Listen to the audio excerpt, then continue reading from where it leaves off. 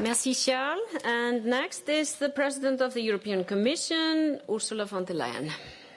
Thank you very much, Catherine. And dear colleagues, we should never forget that the first summit of the Council of Europe gathered 30 years ago after the fall of the Iron Curtain. When all of Europe united around the founding principles of this Council, all of Europe agreed that working together to promote democratic values is the best way to promote peace in Europe. Because, and this is right, war is unthinkable in a community of like-minded democracies.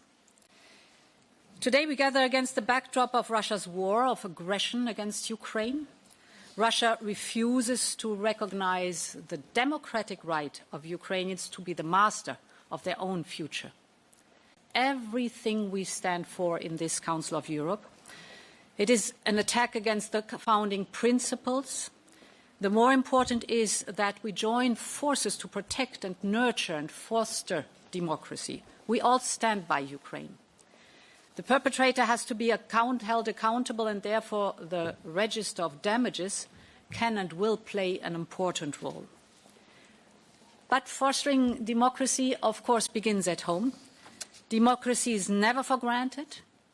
It's a constant work in progress, and the risk of democratic backsliding is real. This is why in the European Union we are monitoring the state of the rule of law in all member states every single year.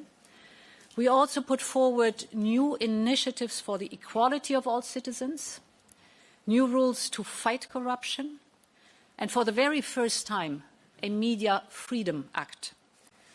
Cooperation with the Council of Europe plays a big role in this work for democracy. So today, I want to confirm the European Union's intention to join the European Convention on Human Rights as soon as possible. We want to strengthen our Union's democratic foundations like never before. Finally, with the backdrop of Russia's war, the last year has marked a turning point in many countries' path towards the European Union. From the Western Balkans to Ukraine, to Moldova, to Georgia. We are standing strong together, and therefore I see room for an even closer cooperation and partnership between the European Union, the Council of Europe, and each candidate country, so that the story of European democracy will continue to be written in Ukraine and elsewhere on our continent. Thank you very much.